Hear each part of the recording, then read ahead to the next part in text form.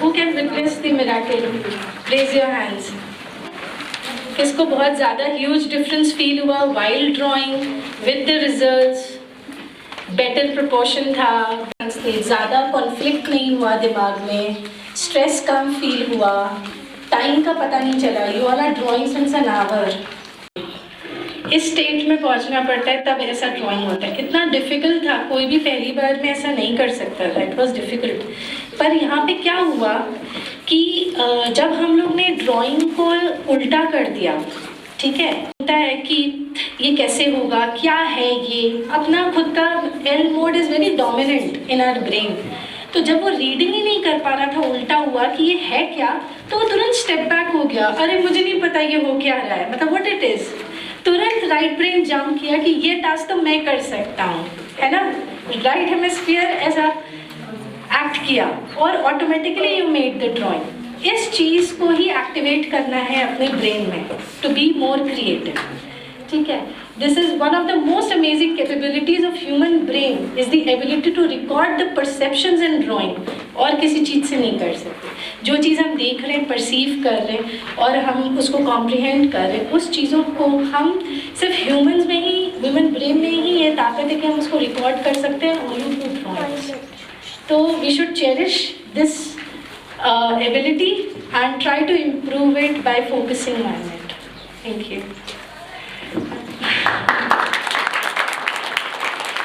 Days that will really help you in doing more better drawings. And then we'll conclude. And thank you, Mama ji, for allowing me to share my learnings with my dear ones. You share a lot of more learning. Don't just start. You're going to do tomorrow morning also. Yeah, sure. Thank you. Sketches मैं बहुत frequently sketches करती हूँ. मैंने कभी ऐसा नहीं सोचा था कि मैं किसी इमेज को या किसी पोर्ट्रेट को उल्टा करके बिना किसी मतलब कुछ इमेजिन किए हुए सिर्फ ड्रॉ करूँगी और वो एग्जैक्टली वैसा ही बनेगा जैसा कि वो है. तो ये मेरे लिए बहुत नया एक्सपीरियंस था. Thank you so much for that. Anybody? This was when I just turned it upside down. I barely used the eraser. Wow. Like Actually, this is I barely used the eraser like 5 times only. And जब मैं उसको face draw कर रही थी सीधा करके, तब मैंने उसको शायद 15 टाइम्स ही उसके अंदर सिर्फ फेस के अंदर इरेजर यूज़ कर लिया था. और मैंने सिर्फ पूरे ड्राइंग में सिर्फ 10 टाइम्स इरेजर यूज़ करा होगा, वो भी बहुत छोटी छोटी मिस्टेक्स के लिए. It was a huge difference. Thank you so much ma'am.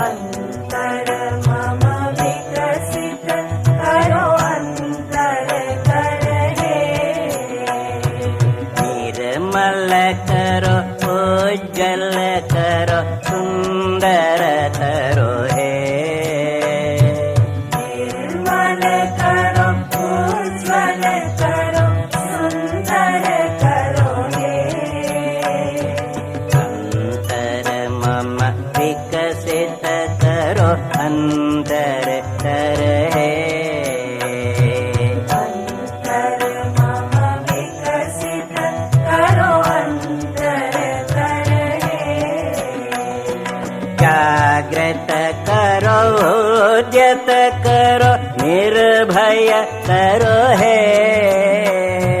जागृत करो उद्यत करो निर्भय करो हे.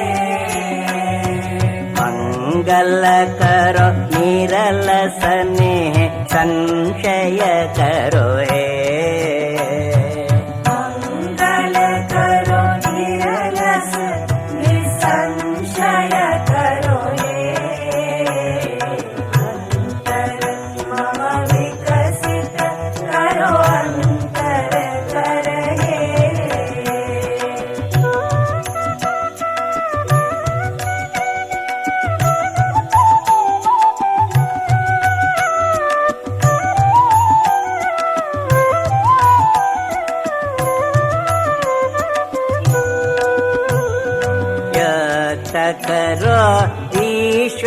संग मुक्त सर्वबंध। सभी उपस्थित यहाँ पर चालू है। मैं वैसे ही बोल देता हूँ, जोर से बोलूँगा। वो थोड़ा हाथ मेरे को शो आए।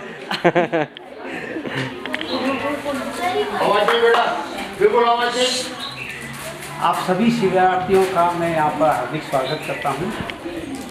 और जैसा अभी हमारे सुधीर भाई साहब मेरे विषय में उपमा जो दे रहे थे ना, वैसा नहीं है। मैं बहुत छोटा आदमी हूँ, माता जी की सेवा में रहता हूँ। हाँ, ये जरूर बात है कि लगभग हमारी 10वीं पीढ़ी यहाँ पर पूजा करती है माता जी। तो लगभग 400 से ज़्यादा ही नहीं, 400 साल तो हुई मेरे परिवार, पिताजी, दादाजी, उनके पिताजी। और अभी आप जो दर्शन करके आए माता जी के जो गुफा के अंदर से किए, अभी जैसे मैं पूछूंगा तो सही आप लोगों ने अच्छी तरह से दर्शन नहीं किए होंगे क्योंकि आप थके नहीं बोले। हाँ, मैं आपको यहाँ के विषय में बताऊँ उसके पहले ये जो पूरा आबू पर्वत जो दिख रहा है, ये आबू पर्वत पहले पर्वत नहीं था, लगभग हजारों साल पहले। ये भी एक बहुत बड़ा खड्डा था। जैसे आबू रोड से हम लोग क्लाइंब करके ऊपर आते हैं ना गाड़ी से, तो आबू रोड उसकी तलहटी समझ लीजिए, ये वहीं तक था। परंतु हमारे ऋषि मुनियों ने यहाँ पर रहा करते थे और उनकी एक गाय थी नंदिनी जो उनके पास रहती थी। वशिष्ठ ऋषि का नाम शायद सबने सुना होगा, क्योंकि राजा रामचंद्र जी के गुरु हुआ करते थे। वो यहाँ इस पहाड़ पर बैठकर, पहाड़ तो नहीं था, हम लोग उस खड्डे के किनारे पर अपनी गाय के साथ में रहते थे और आश्रम चलाते थे। किसी कारणवश वो गाय उस खड्डे में गिर जाती है, तो उस गाय को निकालने के लिए वशिष्ठ ऋषि सरस्वती नदी का आह्वान करते हैं और सरस्वती नदी आती है और उस खड्डे को भरती है, गाय तैर के बाहर आ जाती है। तो वशिष्ठ ऋषि उस दिन सोचते हैं कि भाई आज मेरी गाय थी जो इसमें गिर गई और मैंने सरस्वती का आह्वान करके इसको बचा दिया।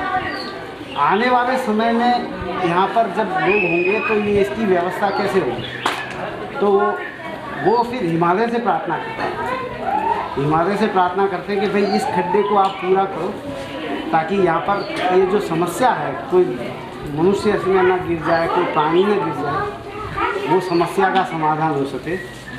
तो हिमालय उनको वचन देता है कि भाई मेरे हिमालय के कई पुत्र हैं, छोटे छोटे पहाड़ हैं, उनमें से किसी भी पहाड़ को आप ले जा सकते हैं जो आपके साथ आना चाहे। वशिष्ठ ऋषि सबसे निवेदन करते हैं, तो उसमें एक नंदीवर्धन नाम का पहाड़ होता है। तो नंदीवर्धन नाम के पहाड़ को वशिष्ठ ऋषि निवेदन करते हैं, तो वो कहता है हाँ मैं आ सकता हूँ, परंतु मेरे जाने के लिए ऐसा कहते हैं कि पहले पहाड़ भी देवताओं के साथ लड़ाई में भाग लिया करते थे। जो दानवों और देवताओं का लड़ाई होती थी उसमें पहाड़ भी भाग लेते थे। तो उस पहाड़ का एक पंख या एक पैर जो कि उस लड़ाई में कट चुका था, तो वो कहता है कि मेरे को यहाँ से वहाँ जाने के लिए क्या साधन उपलब्ध कराएंगे।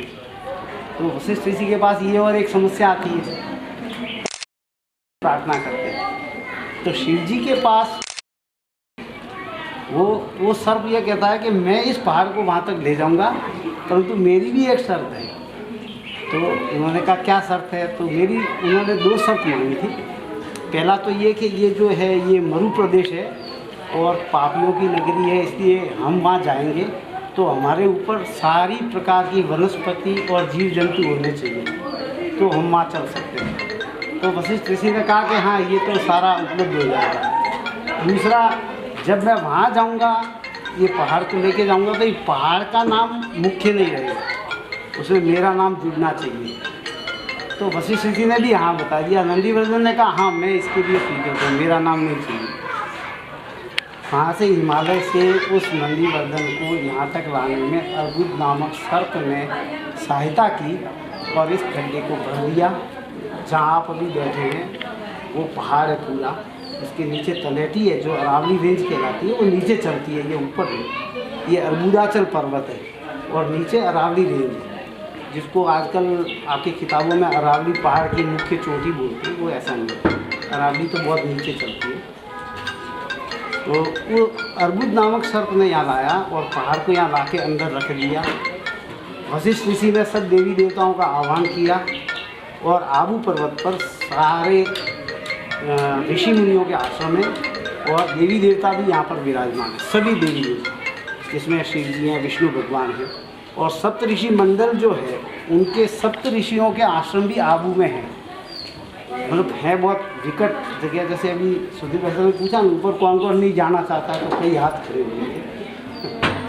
तो इससे भी दुर्गम जगह पे हैं और जाएँ तो आबू में रहें तो 6 महीने भी रहेंगे तो वो दर्शन पूरे नहीं कर पाएंगे, ये पक्की बात है। मैंने भी नहीं किया कहने का सभी के।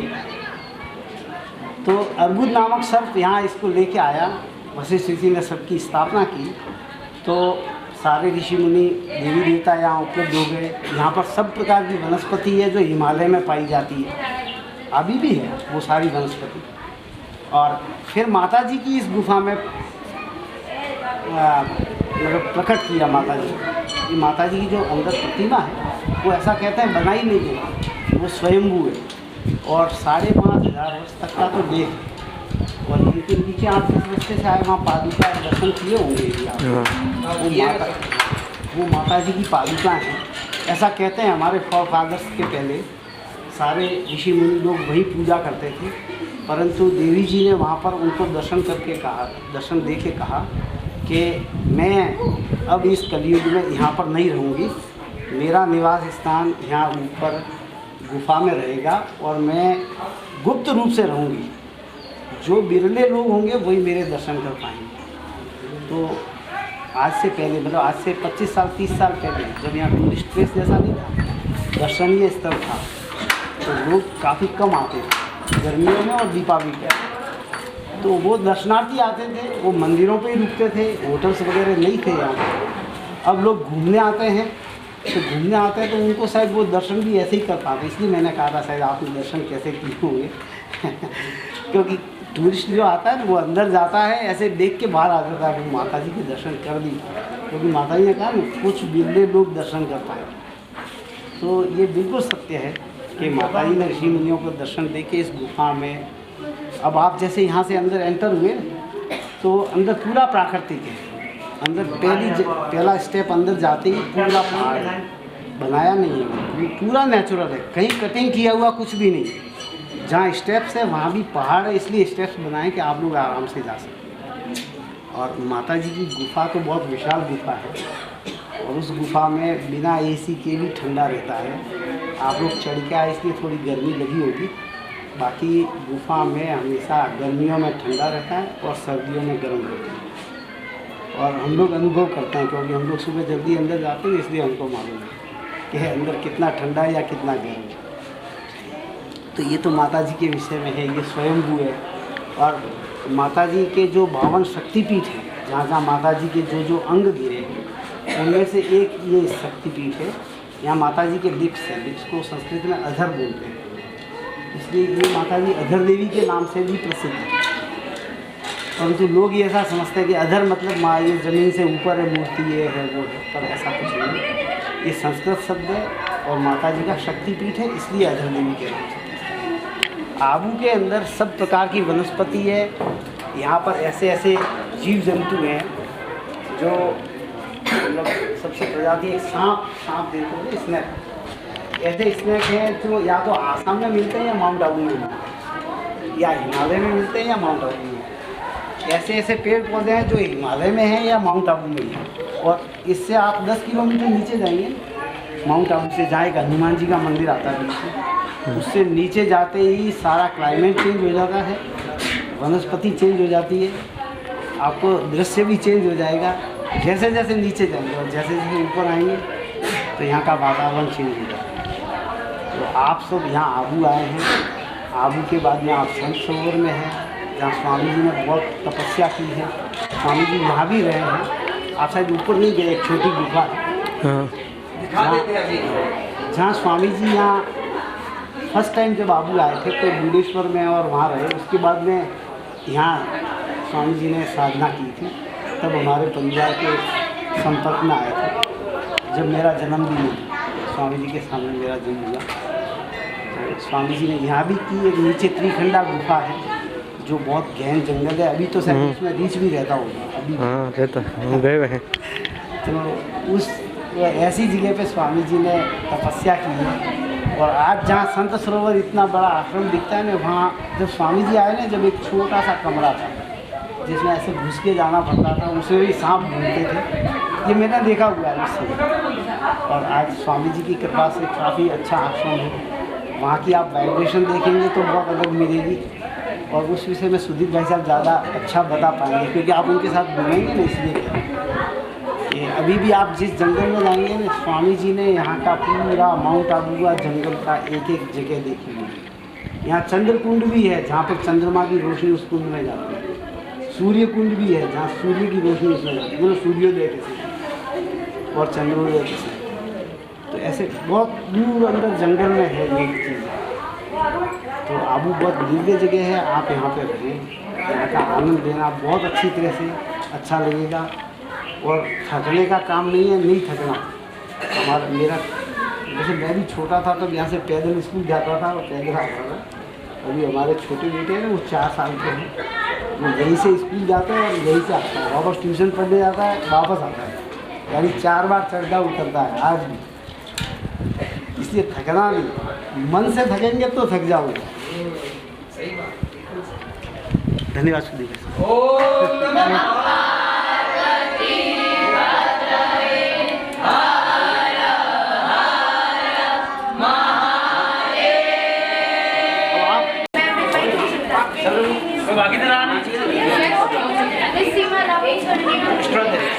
सर्वबंधन युक्त करो विश्व के संग मुक्त सर्वबंधन। सकल कर्म करो है सौम्य अर्चन। सकल कर्म करो रे संविन्मय अर्चन। अंतर मम विकसित करो अंतर करहे।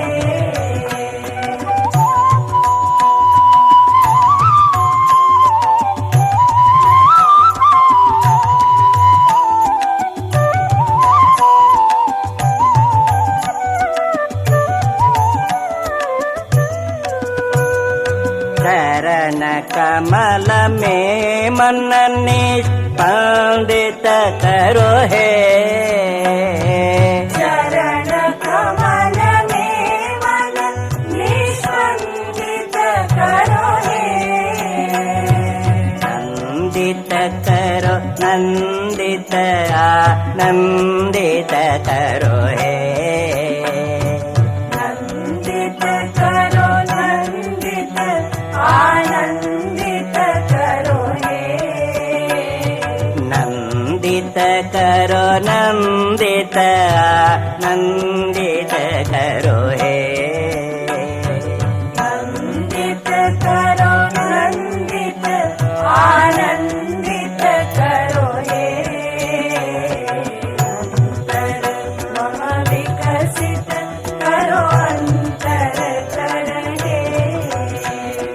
अंतर मम विकसित करो अंतर करहे। लोगों के बारे में है, जो सीधे साधे लोग होते हैं, भोले वाले, उनके बारे में है। वे सदा निश्चल निर्जर हैं जिनके मन में आशा है। निश्चल निर्जर मतलब जिनके मन में कोई मैल नहीं होता, जो बिल्कुल साफ होते हैं दिल के। तो वे सदा निश्चल निर्जर हैं जिनके मन में आशा है।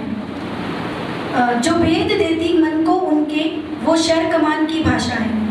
बस वो एक बाणों की भाषा होती है जो उनके मन को भेद देती है, लोगों के बाणों की भाषा।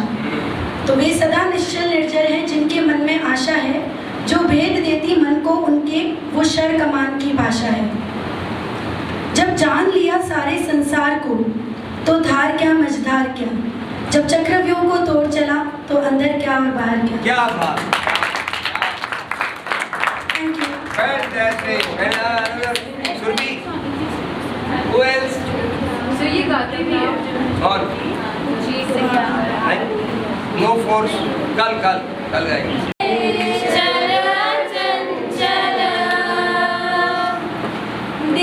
दीप मेरे चल चंचल